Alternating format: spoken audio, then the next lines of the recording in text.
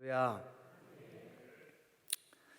지난주에 저는 여러분들과 함께 이미 바울의 마음은 마케도냐를 지나 헬라를 거쳐 예루살렘으로 가서 그 예루살렘에서 이제 결박될 것을 어느 정도 짐작을 하고 있었어요. 결박되면 이제 로마까지 압송이 되고 그러면 내가 로마도 보아야 하리라, 이런 결단이 있었습니다. 그런데 그 결단과 그런 비전을 가지고 있었지만 가는 길이 그렇게 녹록지는 않았습니다. 우리가 지난주에 보았듯이 에베소에서는 아데미 우상을 은으로 만드는 이 우상업자들이, 그러니까 우상 제작자들이 바울 일행의 복음 전도 때문에 우상 숭배자들이 갑자기 줄고 예수 믿는 사람들이 갑자기 늘어나는 바람에 자기들의 이 사업에 타격이 있는 것을 알고 엄청난 데모를 했습니다. 그래서 어떤 극장에 바울 일행 중에 가이오와 아리스다고를 끌어가지고 그들을 데리고 들어가서 막 그냥 얼마나 위협적으로 데모를 하는지. 그래서 어쩔 수 없이 사실은 이 에베소로부터 그들이 급하게 빠져나올 수밖에 없었습니다. 그래서 소요가 조금 진정되자마자 이들이 이제 그곳을 빠져나와서 마케도냐로 해서 헬라를 지나 오늘 이제 드로아라는 곳에서 드로아. 지난번 우리가 사도행전 빌립보 교회가 개척될 때 이 드로아에서 아시아 쪽으로 복음을 전하러 내려가려고 했던 이 바울 일행에게 마케도냐 사람 하나가 환상 중에 와서 좀 우리를 도와주십시오. 그곳이 바로 드로아예요. 드로아. 자, 그런데 오늘 이 7절부터 보면 드로아에서 있었던 한 가지 에피소드가, 한 가지 중요한 사건이 오늘 우리에게 그려지고 있습니다. 사실 이 유두고가 졸다가 3층에서 떨어진 이야기, 이 이야기가 빠져도 성경의 흐름에 아무런 문제가 없어요. 그런데 하나님은, 성령께서는 누가라고 하는 사람을 감동시켜서 성경을 기록하실 때 왜 이 스토리를 꼭 여기 넣으셨어야만 했을까? 그렇게 질문을 해보는 거죠. 주님, 이 말씀을 통해 우리에게 깨닫게 하시는 게 무엇입니까? 자, 간단하게 여러분들하고 같이 오늘 이 본문을 통해서 이 유두고 이야기를 통해 우리가 얻게 되는 교훈 몇 가지를 좀 살펴보기를 원합니다. 먼저 이 이야기를 간단히 요약을 하면 이렇습니다. 자, 7절 보시면 그 주간의 첫날에, 그 주간의 첫날에. 여러분, 우리가 가지고 있는 이 개역개정 바로 전에 있었던 개역 성경은 안식 후 첫날에 이렇게 번역이 되어 있습니다. 또 천주교와 기독교가 함께 이렇게 번역을 했던 공동 번역 성경에는 안식일 다음 날에라고 번역이 되어 있습니다. 그러니까 이것은 틀림없이 오늘날로 하면 오늘입니다. 주일입니다. 주일 날에, 주님의 날에. 여러분, 주님의 날에 초대교회가 모여서 했던 일이 뭘까요? 거기 보면 우리가 떡을 떼려 하여 모였더니, 떡을 떼는 일을 위해서 모였습니다. 뭐뭐 하려고 모였더니, 목적이죠. 왜 모인 목적이 여기 언급되어 있습니다. 왜 모였을까요? 떡을 떼려고. 왜 떡을 뗐을까요? 예수님의 찢기신 살을 기념하려고. 떡을 떼려고 하는 것은 형제간의 친밀한 교제를 위한 아름다운 만찬인과 동시에 또 하나는 주의 만찬, 즉 주님의 살과 피를 기념하는 기념의 의미가 있습니다. 그러니까 이날, 이 유두고 사건이 벌어진 이날은 그 주간의 첫날, 즉 주일입니다.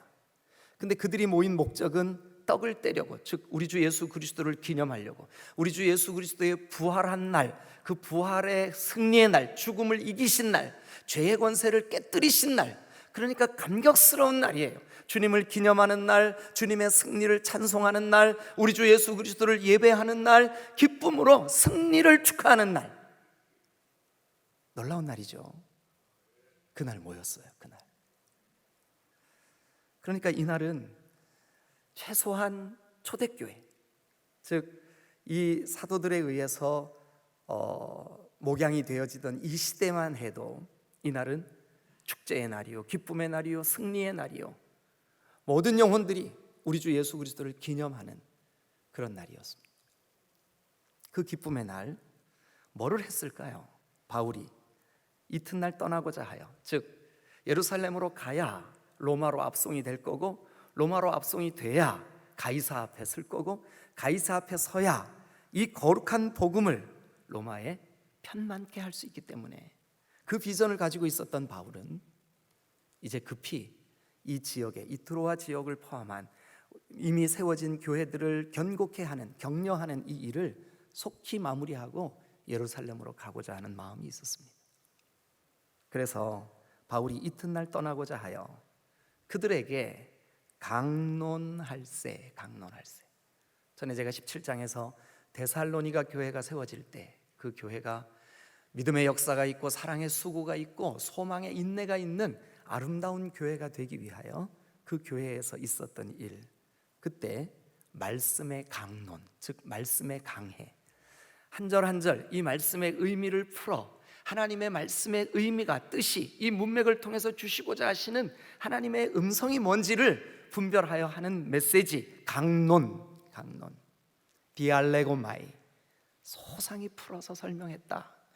강론, 바울이 강론합니다. 그 감격스러운 주일날 이제 바울의 마음은 급합니다. 오늘 이 말씀을 전하고 나면 나는 이제 결박되는 곳으로 예루살렘으로 떠나야 하는데 시간이 아깝습니다. 하나라도 더 전해주고 싶습니다. 한마디라도 더 복음을 나누고 싶습니다. 예수 생명을 더 강력하게 외치고 싶습니다.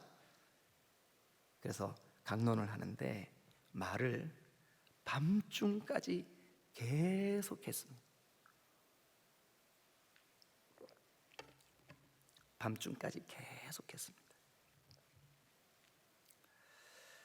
그런데 그곳에 모여있던 그 장소에 대한 언급이 8절에 이렇게 나와 있습니다. 우리가 모인 윗다락. 일반적으로 당시에 이 드로아뿐만 아니라 오늘날 터키 북부 지역의 주택의 가옥 형태가 가장 위층은 곡식을 말릴 수 있는 용도, 그러니까 이 창문 형태는 있지만 저 유리나 뭐가 이렇게 가로막는 게 없어야 통풍이 잘 되고 말릴 거 아니에요, 그죠? 예, 그래서 이렇게 그 유리가 없는 창틀 형태만 있는 그런 다락이 거의 집집마다 하나씩 있었다고 합니다. 그런데 그곳에 등불을 많이 켰어요. 아무리 다 뻥 뚫린 창문이라 할지라도 그 한가운데 등불을 많이 켜놨으니까 오늘날처럼 이렇게 전기로 불을 켜는 때가 아니라 뭔가를 태워서 불을 밝혀야 되는 때니까 그곳이 얼마나 탁했겠습니까? 또 사람들이 가득 모여 있으니까 얼마나 그곳이 여러분 참 환경적으로 어려웠겠습니까? 그런데 9절에 보니까 유두고라고 하는 청년이, 유두고 이 떨어져 죽는 사람인데 공교롭게도 이 사람의 이름의 뜻이 뭐냐면 다행이다, 그런 뜻입니다. 참 다행이다. 네, 그런 뜻입니다. 아이러니죠. 네. 유두고라고 하는 청년이 아마 이랬을 것 같아요. 너무 사람들이 많았기 때문에 어른들에게 자리를 양보하고 자기는 어디에 앉아야 될까 하다가 옳지, 저 창틀에 앉아야 되겠구나. 그래서 이 유두고가 창에 걸터 앉아 있었습니다. 덥기는 하지요. 사람은 꽉 찼지요. 그리고 많은 등불을 켜서 산소량은 모자라죠. 그리고 이 유두고라고 하는 이름이 보편적인 이름인데 당시에는 주로 신분이 낮은 사람들에게 많이 주어졌던 이름이에요. 유두고. 만약 우리의 이 추정대로라면 이 사람의 신분이 하인이나 혹은 누군가가 부리는 그런 사람일 가능성이 대단히 큽니다. 그러면 여러분, 낮 시간 동안 아무리 그날이 주일이라 할지라도 이 사람 어떻게 보냈을까요? 그 하루를 주인의 심부름도 하고 여러 가지 굳은 일들도 하고 하면서 아주 고단했겠죠.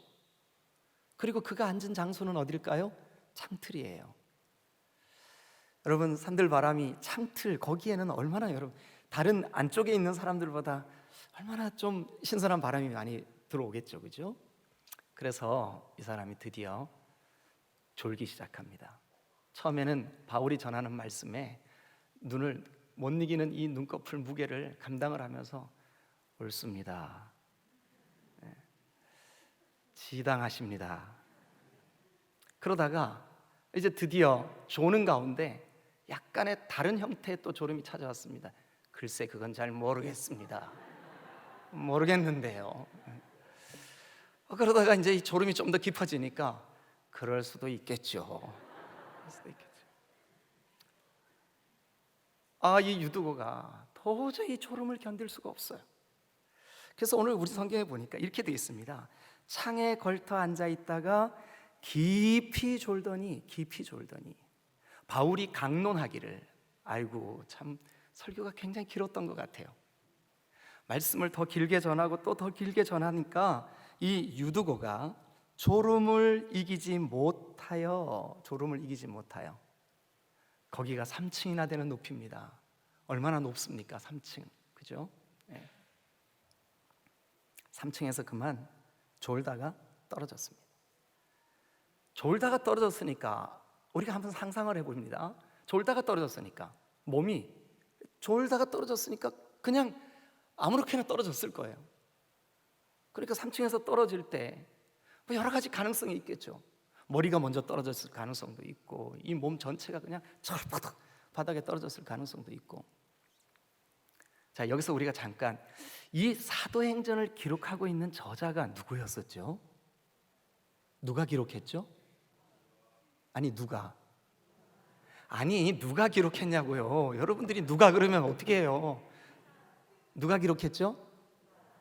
누가가 기록했어요. 누가. 근데 그 누가의 직업이 뭘까요? 의사. 여러분, 일반인이 이 사람이 지금 심장 박동이 멈췄냐, 이 사람이 지금 죽었냐 살았냐, 이거를 진단하고 판단하는 게 일반인이 더 정확하겠어요? 의사가 더 정확하겠어요?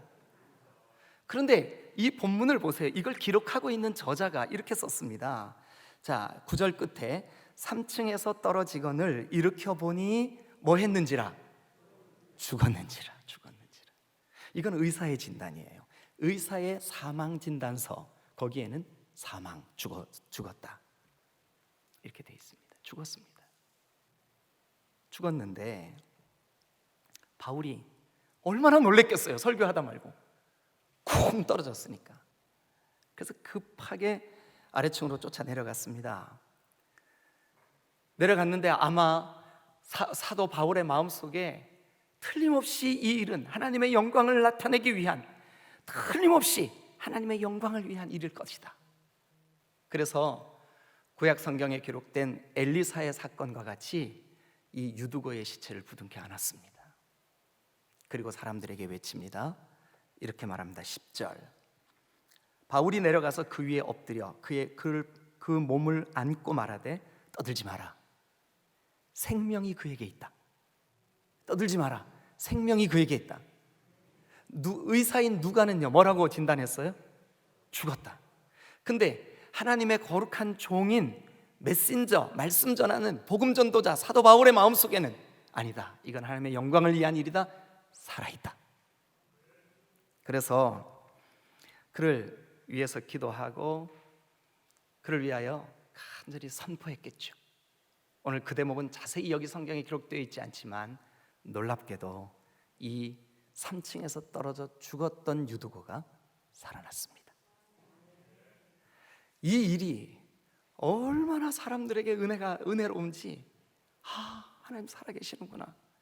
그래서 여기 우리가 함께 읽은 본문 맨 끝에 사람들이 살아난 청년을 데리고 가서 적지 않게 위로를 받았더라. 저는 사실 이 본문이 좀 어려웠어요. 특별히 이 본문이 유두고에 대해서 하나님이 이 말씀으로 유두고가 졸은 건 잘못한 거다, 뭐 정죄하거나 이렇게 본문이 진행이 됐으면 아마 설교하기가 좀 편했을 거예요.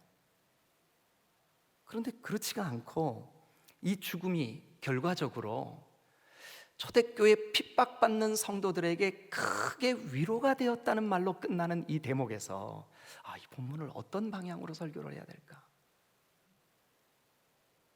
묵상을 하고 고민을 하는 가운데 이런 생각이 한 가지 들었습니다.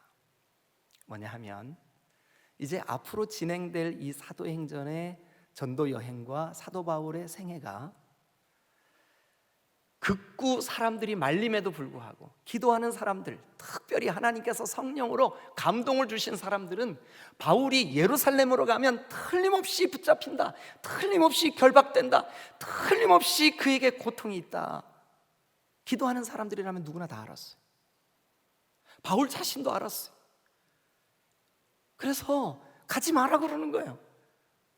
바울 목사님, 제발 예루살렘에 가지 마십시오. 거기 가면 붙잡힙니다. 거기 가면 결박됩니다. 거기 가면 숱한 수모가 기다리고 있습니다. 바울은 그걸 알았어요. 그러나 사도 바울의 마음속에 그 다음 하나님이 하실 일, 즉 결박되었지만 그들에 의하여, 로마의 군사들에 의하여 로마까지, 이탈리아까지 그가 이송될 것이고 거기에서 나는 가이사 앞에 서야 될 것이다. 이게 그의 마지막 달려갈 길이었습니다. 핍박이 와도 고난이 와도 사람들이 반대해도 결국 나에게 주신 이 사명 나는 다 마칠 때까지 이 일을 멈추지 않을 거다.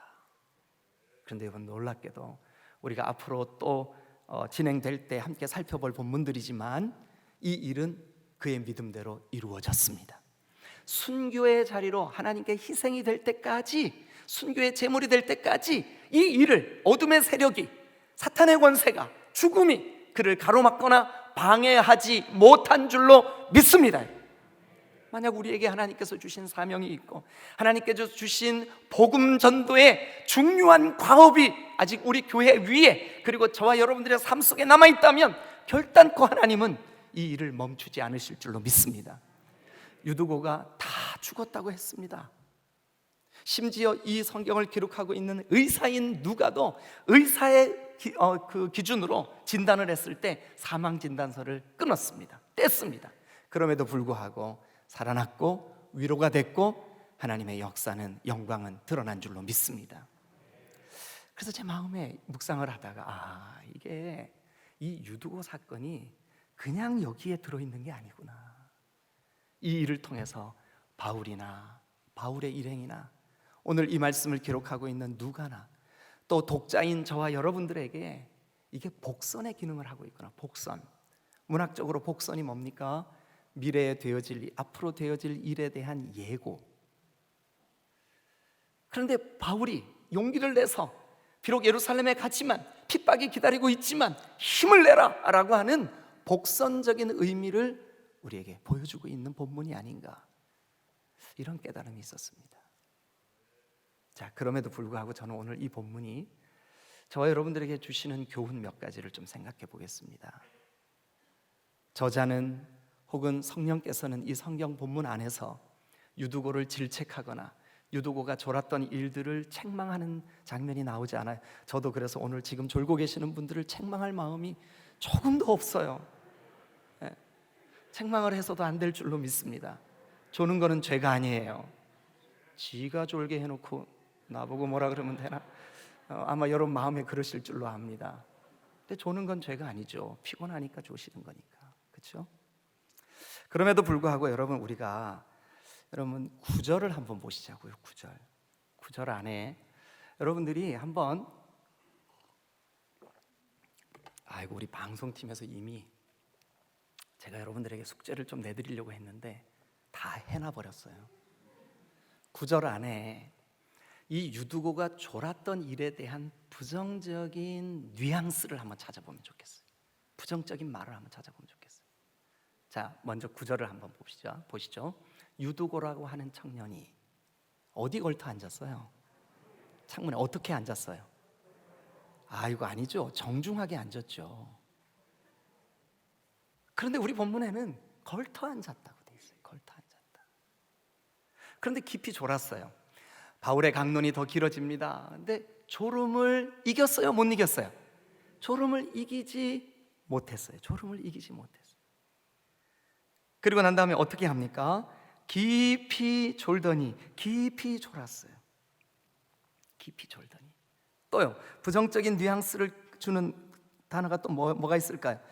3층에서 떨어지거늘, 떨어졌다, 졸았다, 이기지 못했다, 떨어졌다, 죽었다.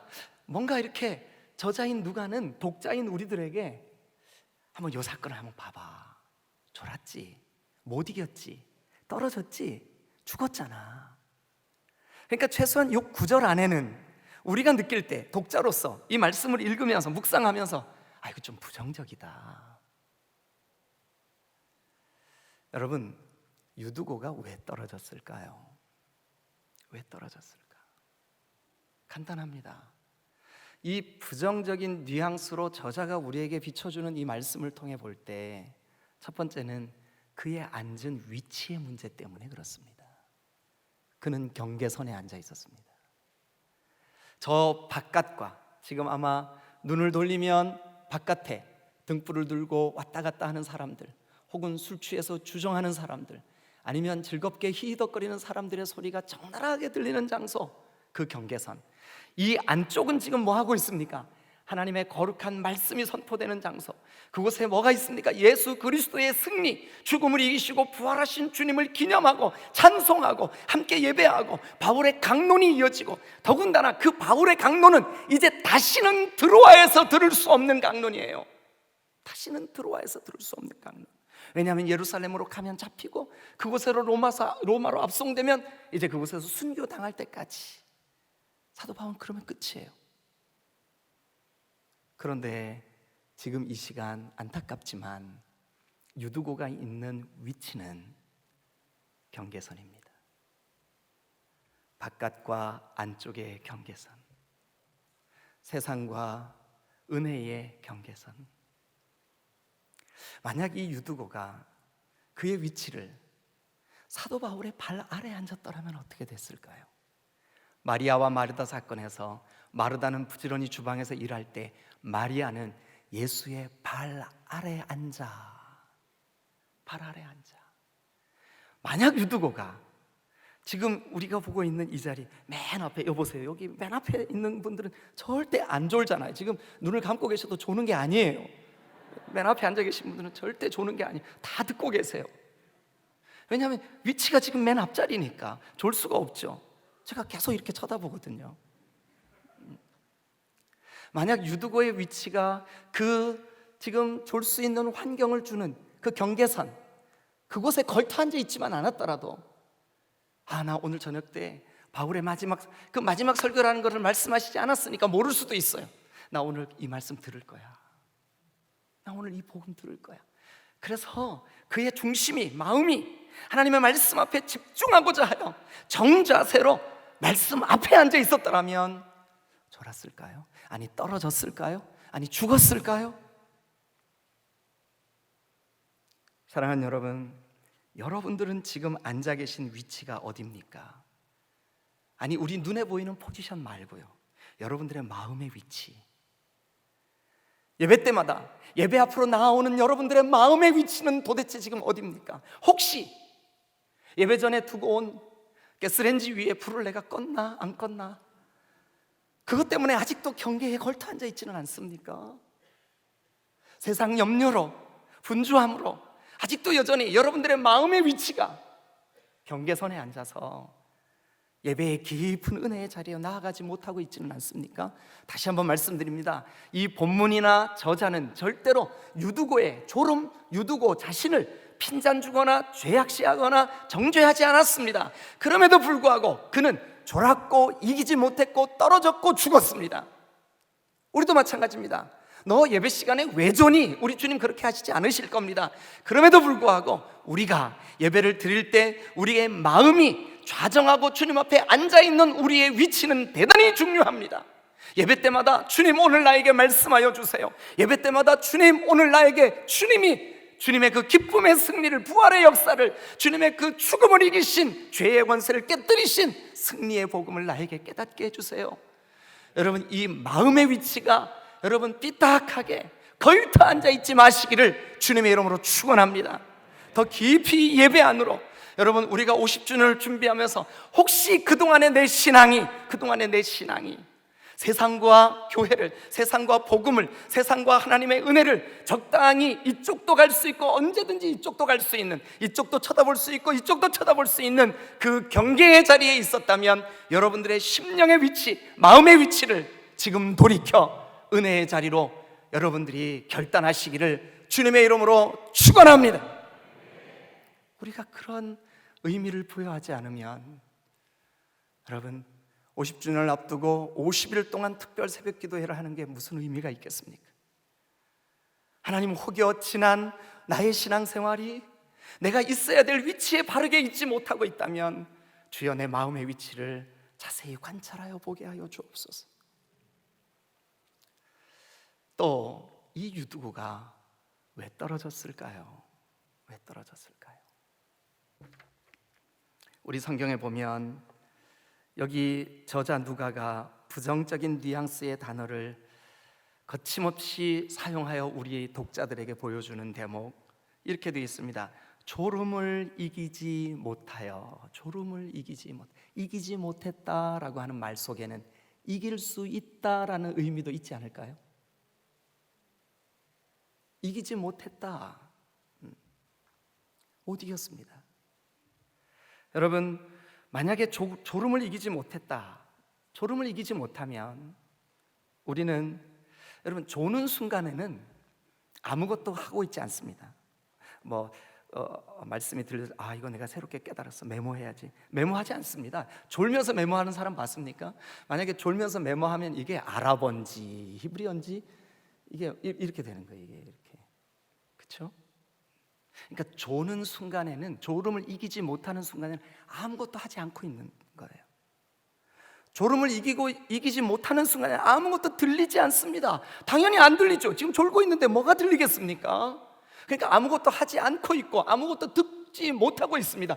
아니, 그 감격의 순간, 그 승리의 날, 그 주님의 날, 그 주님이 부활하신 그날 이 승리의 만찬을 함께 나누며 예수님을 기념하고 있는 그 자리에서, 그 은혜의 자리에서, 그것도 우리가 정말로 가장 위대한 복음 전도자라고 거침없이 말하고 있는 바울의 설교를 들으면서 아무것도 하고 있지 않다, 아무것도 듣고 있지 않다, 얼마나 비참한 일입니까? 그래서 성경은 우리에게 졸음을 이기지 못하고 있었다. 왜 떨어졌습니까? 왜 죽었습니까? 졸음을 못 이겨서 죽었습니다. 성경은 우리에게 고린도전서 16장 13절에 바울은 깨어 믿음에 굳게 서라. 예수님은 마태복음 24장 42절에 그러므로 깨어 있어라. 로마서 13장 11절은 또한 너희가 이 시기를 알거니와 지금은 자다가 깰 때가 벌써 되었다. 지금은 자다가 깰 때가 되었다. 베드로는 베드로전서 5장 8절에서 근신하라, 깨어라. 너희 대적 마귀가 우는 사자같이 두루다니며 삼킬 자를 찾고 있다. 여러분, 마음으로 이기시기를 축원합니다. 어둠을 이기시기를 축원합니다. 졸음을 이기시기를 축원합니다. 이기지 못하면 마귀가 삼킨다고 베드로가 경고하고 있습니다. 베드로가 경고하고 있습니다. 이기지 못하면 별로 크지 않은 어떤 작은 일에 상처를 쉽게 받습니다. 이기지 못합니다. 마태복음 26장 41절에도 시험에 들지 않게 깨어 기도해라. 고린도전서 16장 13절에도 깨어 믿음에 굳게 서라. 요한계시록 16장 15절에도 보라, 내가 도적같이 오리니 누구든지 깨어 자기 옷을 지켜 벌거벗고 다니지 아니하도록 하라. 깨어 있으라는 말이 성경의 여러 곳에서 우리에게 권면과 경고를 하고 있음을 믿으시기를 축원합니다. 여러분, 이제 우리는 더 이상은 코로나를 핑계하지 말고 깨어 있어야 될 때인 줄로 믿습니다. 기도에 깨어나야 될 때인 줄로 믿습니다. 50주년을 앞두고 50일 특별 새벽 기도회를 통하여서 저는 우리 딤돌교의 모든 성도들의 심령이 깨어나는 역사가 있게 되시기를 주님의 이름으로 축원합니다. 그런데 여러분, 이 사건이 여기서 끝나지 않습니다. 아까 제가 서두에 이 사건이 혹시 바울의 사역의 복선이 아닌가, 그렇습니다. 그런데 그럼에도 불구하고, 실패했음에도 불구하고, 떨어졌음에도 불구하고, 죽었음에도 불구하고 하나님이 이 사건을 여기서 끝내시지 않으셨습니다. 바울이 쫓아내려갔습니다. 유두고는 떨어졌지만, 유두고는 죽었지만 하나님은 여전히 그를 통하여 영광을 받으셨습니다. 살려내셨습니다. 그런데 저는 이 살려낸 사건을 묘사하고 있는 말이 너무 은혜가 되더라고요. 뭐냐 하면 이겁니다. 그래서 바울이 내려가 그 위에 엎드려 그를 몸으로 그를 안고 떠들며 떠들지 마라, 생명이 그에게 있다. 그리고서는 올라갔습니다. 다시 3층으로 올라갑니다. 그리고 가서 다시 떡을 뗍니다. 그리고 오랫동안 날이 셀 때까지 이야기하고 떠난, 여기 곧 날이 새기까지 이야기하고 떠나니라. 날이 샌다. 여러분, 날이 샌다는 말은 어쩌면 저자인 누가가 이 표현을 빌려서 굳이 여기에다가 그 말을 쓴 이유가 뭘까? 아마 어둠이 점점 물러가고 있음을 우리에게 좀 보여주고 있지 않을까? 어둠이 점점 물러가고 있지 않? 여러분, 날이 새고 있다. 어둠이 물러가고 있는 겁니다. 환난과 핍박과 복음 전도에 반대하는 유대인들과 그리고 그를 돌로 쳐 죽이려고 하는 숱한 어려움들이 그들 앞에 놓여 있었지만, 지난주에 그의 동역자들이 겪었던 아픔과 고통을 우리가 다 함께 나눴지 않습니까? 그럼에도 불구하고 날이 새고 있습니다. 복음의 여명이 밝아오고 있습니다. 우리가 마음을 다하여 주님 앞에 깨어있기를 결단하고 경계선에서 벗어나 주님의 은혜 앞에 다가오기를 결단한다면 날이 새고 있어 점점 어둠이 물러가고 있음을 우리에게 좀 보여주기 위한 소망의 메시지가 아니겠습니까? 이 일 때문에 고통받고 핍박받는 초대교회 형제들이, 자매들이 적지 않게 위로를 얻게 됐음을 믿으시길 축원합니다. 적지 않게 위로를 받았더라. 사랑하는 여러분, 이제 우리는 은혜 받아야 할 이 경계선에서 확실하게 하나님의 거룩하심 앞으로, 그리스도 예수의 발치 앞으로, 졸음을 이기지 못하는 자리에서 졸음을 이기고 넉넉히 승리할 수 있는 자리로 점점 여명이 밝아오고 날이 밝아오듯이 우리 디딤돌 교회를 향하신 하나님의 거룩하신 은혜를 우리가 사모하여 창립 50주년에 결단하고 기도하는 저와 여러분들이 되어서 여러분들의 심령 속에 그동안 여러분들이 지켜왔던 그 믿음을 더욱더 부릴 듯 주님 앞에 결단하고 헌신하는 기회가 되는 귀한 특별 새벽 기도회가 될 수 있기를 주님의 이름으로 축원합니다. 날이 밝아오고 그리고 이것이 적지 않게 그들에게 격려가 되었다. 우리 이걸 소망의 메시지로 우리 마음에 받을 수 있기를 주님의 이름으로 축원합니다. 할렐루야, 할렐루야. 저는 이 50주년이 우리에게 하나님이 주신 그런 기회라고 생각합니다. 이 50주년이 그렇게 우리에게 학술 세미나와 그리고 기도회와 그리고 여러 가지 일들이 기다리고 준비되고 있음을 우리가 마음에 새기고 기도로 준비할 수 있는 저와 여러분들이 되실 수 있기를 주님의 이름으로 축원합니다. 기도하시겠습니다.